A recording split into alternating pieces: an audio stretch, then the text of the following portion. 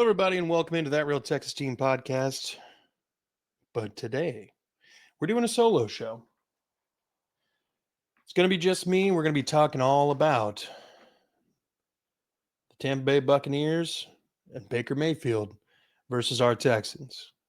So, subscribe. We're going to be trying to grow this mug. But let's go ahead and dive into it.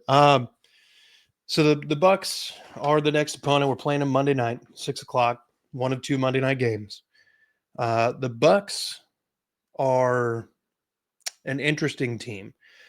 We had Charles James the second come on the other day, and we were talking about how basically the Texans and the Buccaneers are like mirror versions of each other as far as like the AFC South and the NFC South are concerned.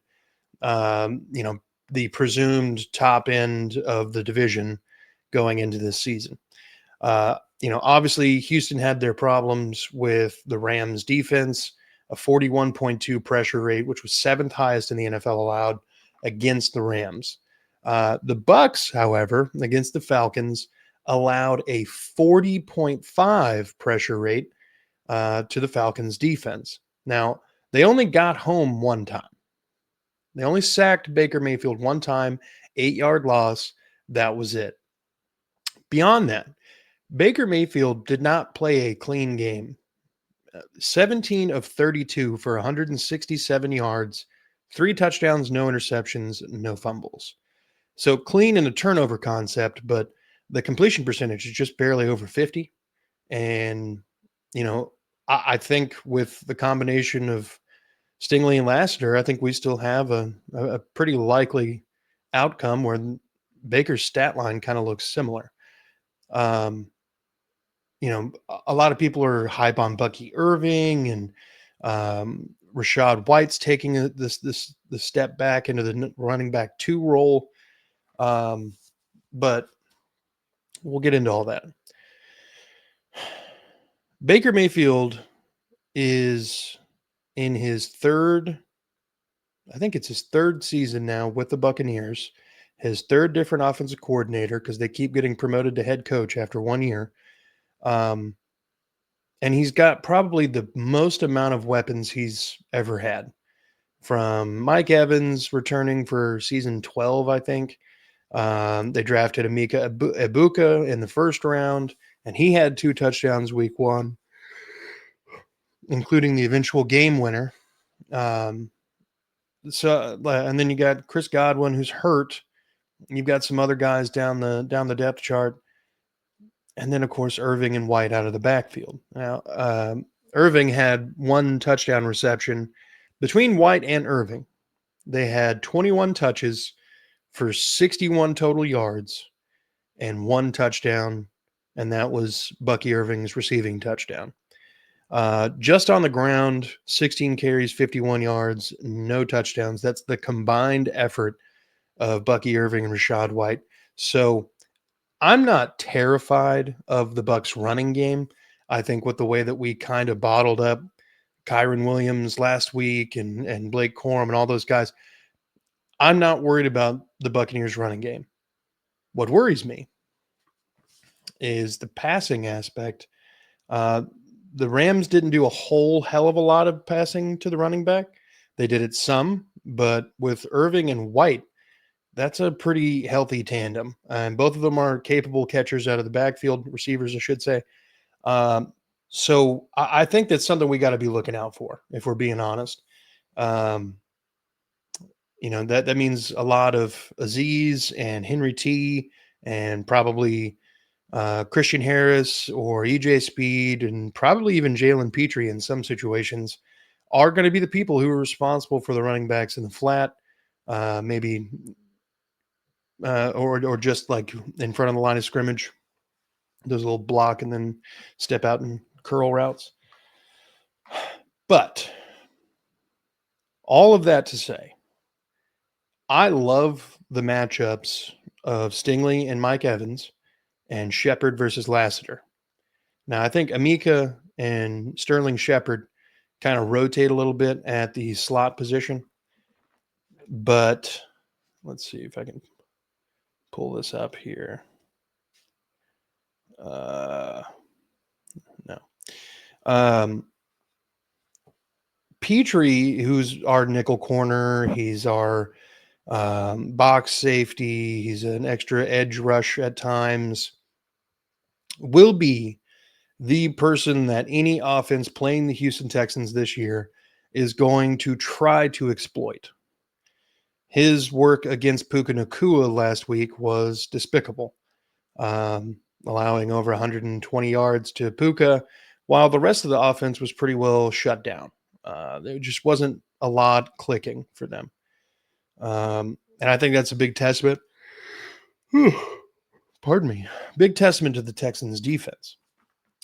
But I think we'll get a healthier mix of receiving back action this weekend, where this Monday, it's coming Monday with Rashad White and Bucky Irving. I already mentioned it, but Amika versus Petrie is the marquee matchup on defense.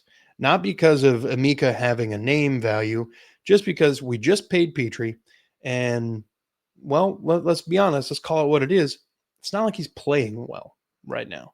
He's not great in coverage. And if he can't put the clamps on a rookie, we're going to have deeper issues throughout the season. We're probably going to see a little bit of Jalen Smith coming in more often if Petrie doesn't, show some signs of life here in the next week or so.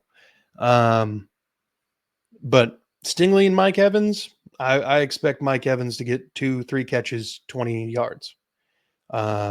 Shepard versus Lassiter, I'm expecting 3 catches, 20, 30 yards. I'm not expecting a lot out of those two receivers just because I know who they're going up against. Whoever is going up against Jalen Petrie, they're going to move around all the wide receivers to all the different positions. Whoever's against Petrie will be the primary target. Cade Otton was not used very much last week. He had 3 targets with no receptions. Sometimes that's going to be Petrie covering a tight end. Sometimes it's going to be Aziz or whatever. I expect a healthy dose of Cade Otton this week. But I think the way that we get to Baker Mayfield, the way that we can really just kind of get in his head is pretty simple. Let me see if I can get this. Here we go. See if I can get this correct.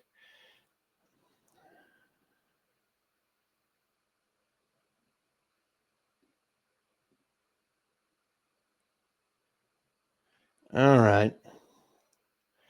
So what we're looking at here is Baker Mayfield's stats from week 1.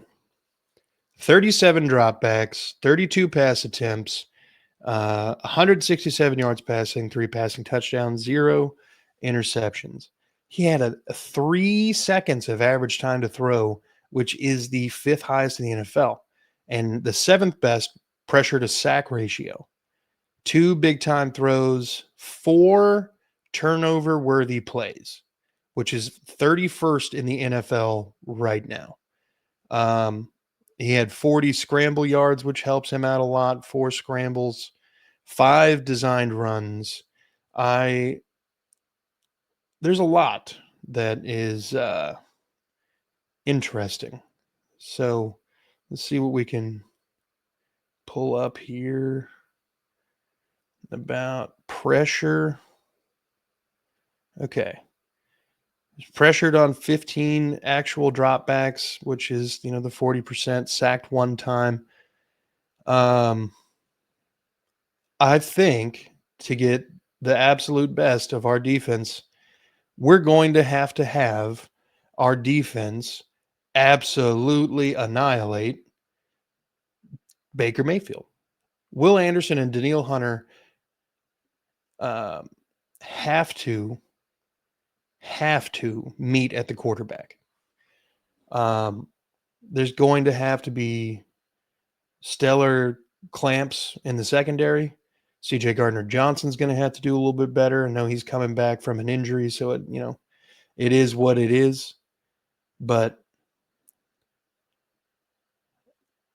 all right, sorry. All right, that's not what I want. Where'd it go? Okay. So with that being said, let's pivot over to the Bucs defense, because the second most interesting matchup in this entire game is the Bucs defensive line versus the Texans offensive line, and the Texans offensive line has looked like hot garbage. Um, like I mentioned earlier, 41.2% pressure allowed against a very, very good Rams front seven. Only, we allowed 3 sacks. We got 3 sacks on Stafford. Um, but let me just kind of run down what the Bucs defense did against the Falcons. 4 quarterback hits, 1 sack, 0 turnovers, no interceptions, no fumbles, 17 pressures. That's pretty solid. Let me see if I can pull this up again.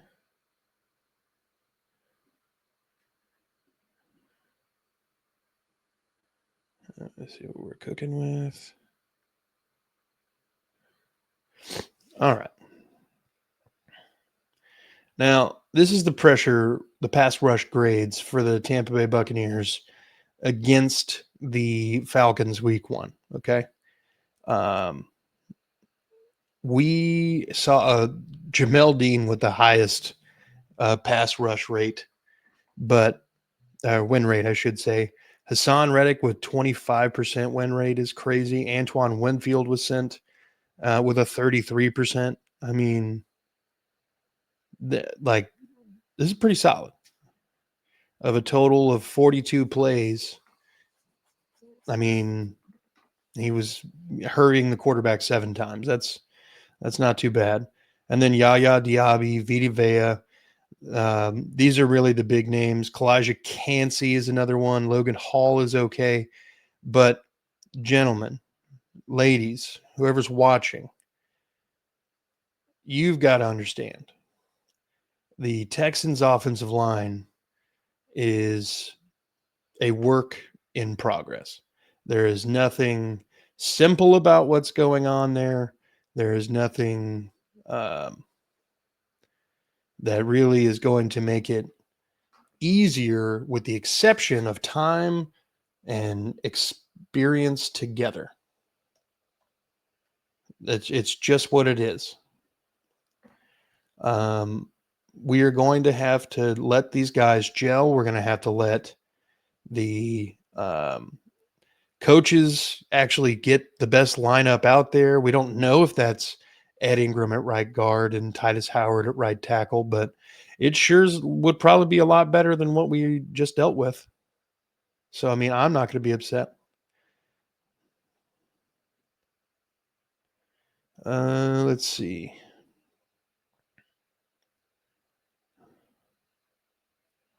I'm looking right now to pull up Texans stats.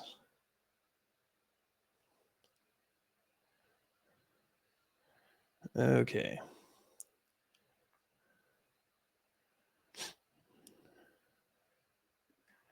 So, I mean, basically, what we're looking for here is we got to figure out a way of bottling up Hassan Reddick and Vita Vea, because Vita Vea is going to have a massive opportunity to absolutely annihilate the interior of the offensive line, which was such a huge problem last year. It is wild how bad the interior of the offensive line has been for a long time. Somebody actually asked in one of the comments of the last videos if the Texans have ever had a good offensive line, and no, it's never been just great. I mean, back in the day during Gary Kubiak era, that we had the best offensive line we've ever had. and it wasn't perfect, but no one really is. Um, but let's see if we can get some grades pulled up here. I want to just to paint a picture. These are the PFF grades for the Houston Texans in pass blocking situations last week. Okay. So just last week, this is the best pass blockers. Nick Chubb at an 80.2, then Jakob Johnson. So we've got our fullback and our running back as the best pass blockers. Then Titus Howard, who played right guard, Cade Stover, Dalton Schultz, Jarrett Patterson, and Jake Andrews. Um, Jake Andrews played a total of 45 snaps? Not good. Cam Robinson, 57.8. Daria Gumbawale, 54.8. Laken Tomlinson, a 38.8. And Ariante Ursary, a 29.4. It is not looking sharp right now, y'all. We have a lot of communication issues. We have a lot of things that are not looking really good. General pass blocking grades or pass grades, Dalton Schultz, Cade Stover leading the team, followed by CJ Stroud, Jaden Higgins, Justin Watson. Just not a very solid passing performance. In the run game, Stroud was pretty highly touted. He had the highest yards per clip. And then Chubb. Let's see. And then our run blocking grades, Blake Fisher, solid run blocker. Definitely a lot better than his pass blocking. And then Cam Robinson, Dalton Schultz, Cade Stover. Jake Andrews was probably our most just cleanly efficient, like just run-of-the-mill average center. I am okay with that compared to what we've been getting. And then Titus. Titus was our next best offensive lineman. Cam Robinson is a fucking disappointment. And that's weird considering how much money he's getting paid and how little of an expectation we actually had for him. Ariante Ursary down here at the bottom, 48.3 run blocking grade. Now, again, this is a solid unit for the Rams. We're going to have to figure some things out. Let's see what we got on defense here. Texans defensive grades. This is going to be important for trying to just destroy Baker. The best two graded players, Will Anderson and Daniil Hunter, who were not the best in run coverage, but honestly, CJ Gardner-Johnson, Kamari Laster, really good here at run coverage or run defense. Pressure, Jalen Petrie in here at third, Sheldon Rankins. We're able to get back there. It's just a matter of getting that mug down. Let's see. We had 3 total quarterback hits. We had 11 quarterback hurries. Why is it not just giving us total pressures? 17 total pressures. So, I mean, basically we produced identical pressure numbers to the Buccaneers. So, interesting. Let's go back to the offense.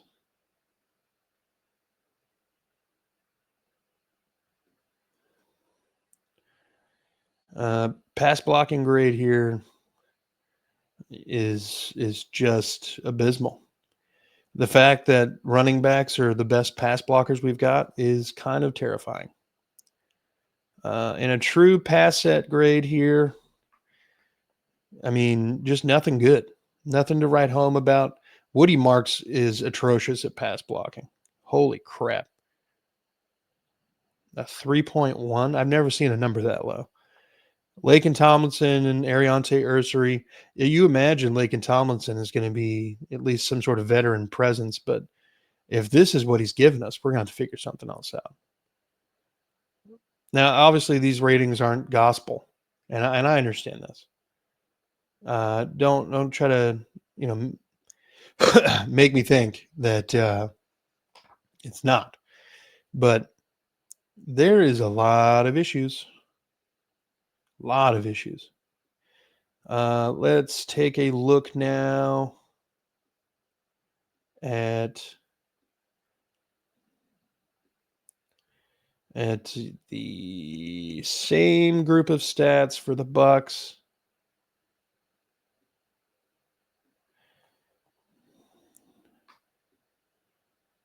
All right. All right. So this is purely pass blocking. Look, they've got 3 of their top best are actual linemen. I would kill for that right now. Ben Bredesen, their center, far and away their best pass blocker. Cody Mock, really solid and true pass set. Let's see. Luke Godek, Graham Barton, Michael Jordan allowed multiple pressures.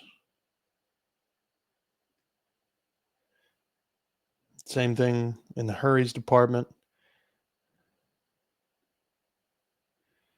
Technically, the offensive line didn't even allow a sack. I think they're giving that sack to someone else in a completely different situation. Maybe Baker just held the ball too long or something, but they're not even crediting the one sack that Baker took against the offensive line.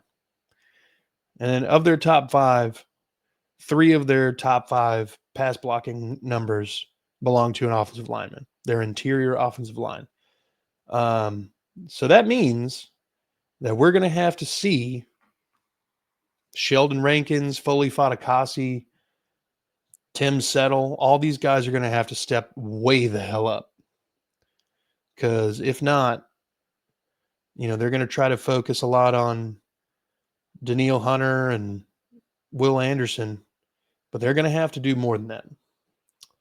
Hassan Reddick by himself created 7 pressures and a 22.6 pass rush win rate.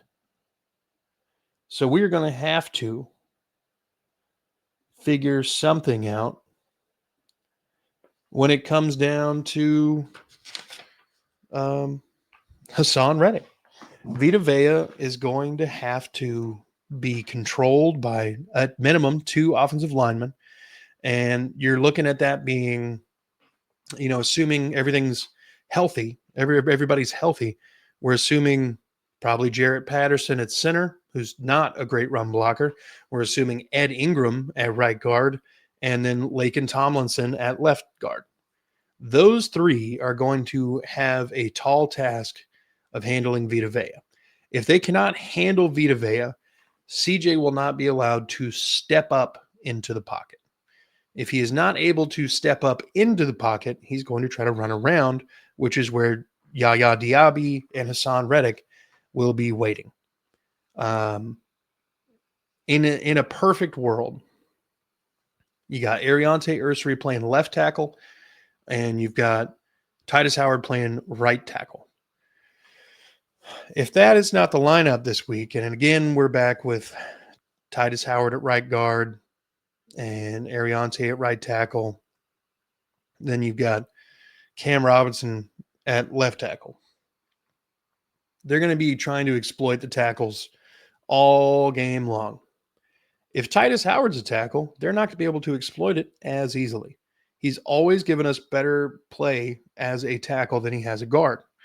So, yeah, I mean, we cannot have another week, another situation where the coaches are essentially like twiddling their thumbs, trying to figure out a way of not getting CJ killed.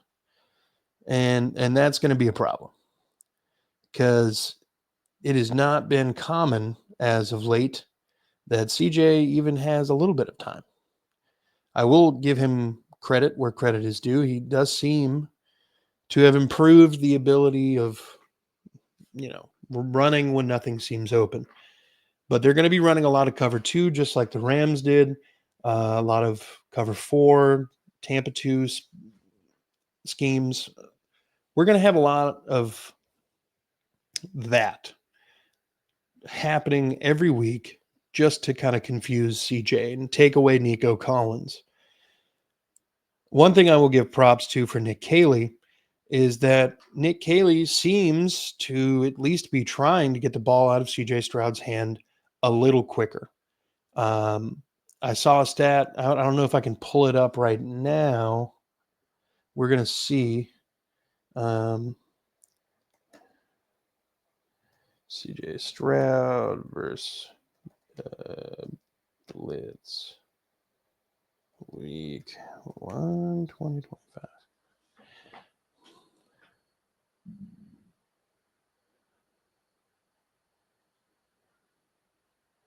Mm-hmm. All right.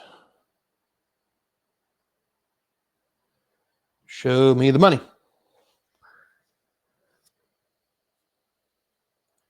All right.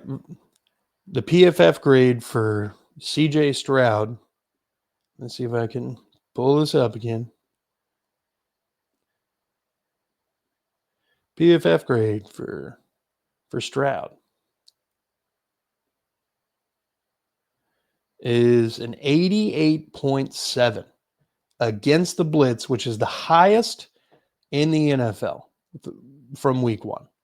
Now, I'm not going to sit here and tell you that that's the end all beat all, but that's what it is. Let's see. Let's just see where this goes.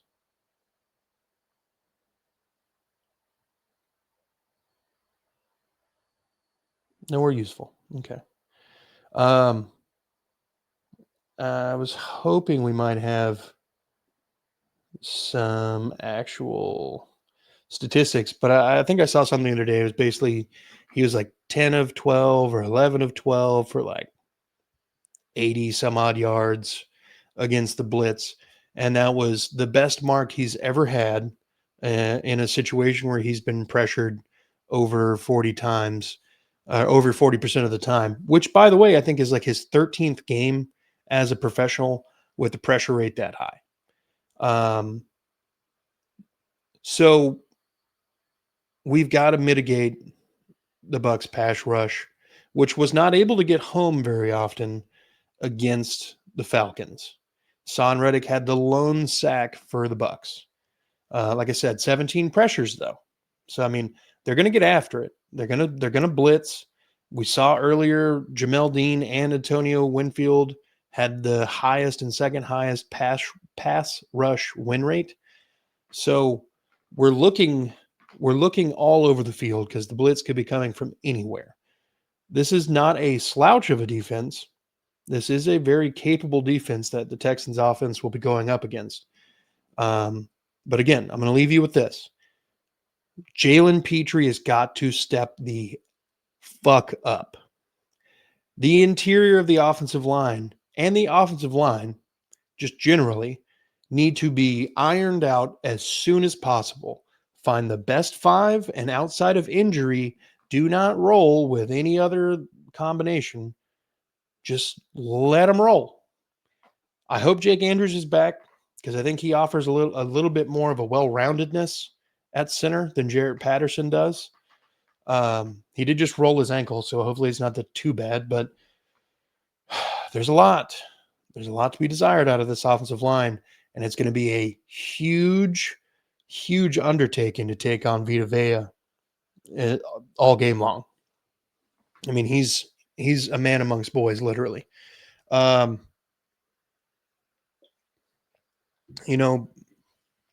then there's quite an opportunity for this defense, for the Texans defense, to continue what they started against the Rams, which was kind of bully ball in a way. I mean, they allowed 14 points, which is almost like, I don't know anybody who wouldn't take a defense only allowing 14 points every week of every season. That's basically your prototypical, like, yes, we have an opportunity to win this game. And we did last week. We will have another opportunity to go out there and say that we're a really good defense and execute like a really good defense. The penalties have to stop and the offensive line has to gel. Jalen Petre's got to step the fuck up. Other than that, this should be a really fun game. This is probably a revenge game for the Bucs from the 2023 season, where CJ and Tank Dell had a lot of magic in that come from behind victory, and scored that final touchdown with change on the clock. So let me know in the comments section anything that I might have missed. Let me know in the comment section what you like and don't like about this video, and hit the like, subscribe button, and the notification bell. Most of all, be good people, go Texans, and fuck the Cowboys.